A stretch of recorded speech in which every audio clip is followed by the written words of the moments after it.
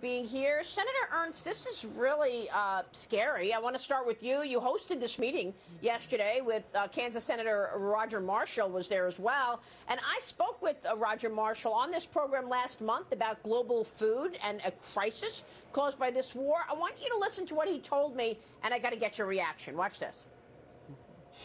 I'm a big agriculture guy.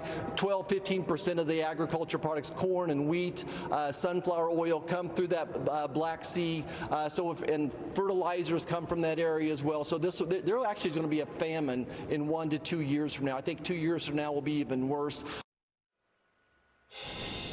A famine? Senator, I have not heard the word famine in years. Your thoughts on what's going on now as a result of this war?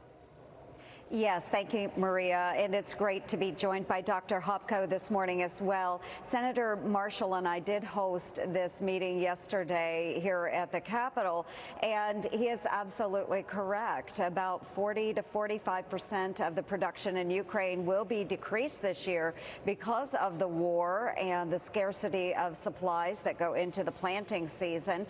And we know that Ukraine also supports about 400 million people around the world with its food products. So we do see that we have an impending famine, and I've heard from David Beasley at the World Food Bank that he's now going to have to take from the hungry to feed the starving. What can you do about it, Senator? Well, again, I think that we all agree the quickest way to address this situation is for Ukraine to actually win this war so that they can get back to whatever normal is after this invasion. But simply supporting them with the lethal aid is a step forward. Additional sanctions on Russia, a step forward. But then there are ways that we can help provide diesel fuel, which is necessary for the planting season in Ukraine, because all of their diesel fuel is going towards the war effort. We can assist with other types of planting measures, but there are many things we can do. But bottom line, Maria, Ukraine must win this war and win it quickly. Senator, you make so many important points. I want to come back to that and ask you about the weaponry that they need and why they don't have it. But Dr. Hopko, let me switch gears and get your take on what we're seeing on the ground and what the consequences are of this. You heard Roger Marshall call it famine expected in the coming years. Thank you for this question, and thank you, Senator Marshall and Ernst, for organizing this important event. Why? Because famine, it's a word well known in Ukraine, because in last century, Stalin organized artificial hunger, famine. It's genocide against Ukrainian people.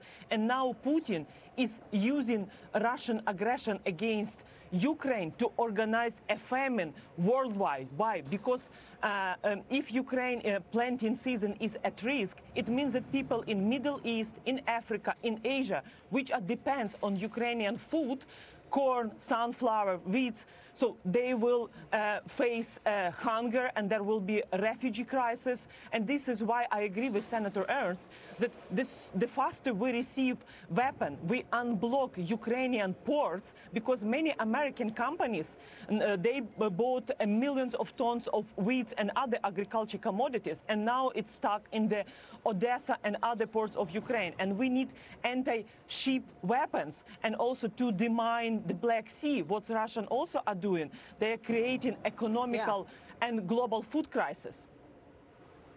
Well, I mean, look, I don't know, Senator, are our priorities off? I mean, look, when you consider what we're talking about here and the fact that we're so reliant on foreign countries for so much, even food. I mean, Ukrainian President Zelensky told the Irish Parliament yesterday that targeted Russian strikes are aiming to destroy civilian infrastructure, cause widespread hunger. Listen to this. They also consider hunger as their weapon against us ordinary people, as a tool to dominate. Ukraine is one of the leading countries in the global food market. Without our exports, it is not simply a shortage, but a threat of famine for more than a dozen countries in Africa and Asia.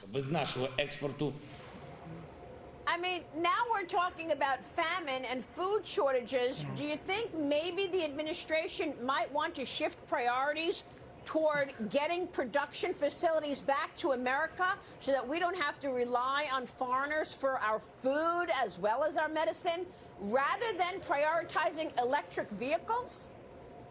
Yes, Maria, absolutely. I think this administration has a lot of priorities that are just simply wrong for the American people. And certainly you bring up the electric vehicles. Well, we need to unleash American energy. That's so important. Bring production back to the United States. We are very fortunate here in the United States that we are able to produce the food that we need. And that's exactly what Ukraine does as well. It does grow and produce the food it needs. But Ukraine and the United States are very similar in that we export much of what we can grow and produce to those countries that can't produce the types of food products that we do. But you're absolutely correct. This administration has bent to the far left. They are following a deranged climate policy, and because of that, they've lost sight of issues that are important to the American people. And certainly, going back to lethal aid, we have to make sure that Ukraine wins this war. Why are there weapons that are not there yet, that they're still waiting for? What's the holdup, Senator? Yes, and this is a question that was posed by Dr. Gopko and the group of Ukrainian civil society leaders that we met with yesterday. And we are pushing as Congress to make sure that we have the funding for lethal aid. And so there seems to be a slowdown, whether it's through the DOD or our NATO partners, but they have asked for the equipment that will help them win this war. I am adamantly in favor of making sure that we are providing everything for the Ukrainian men and women to be victorious. Well, thank you, Senator, for that. Senator Ernst will be watching your efforts. And Ганна Гопко, we so appreciate you joining me this morning. Thank you so much. We'll be watching this story closely, and we'll be right back. Stay with us.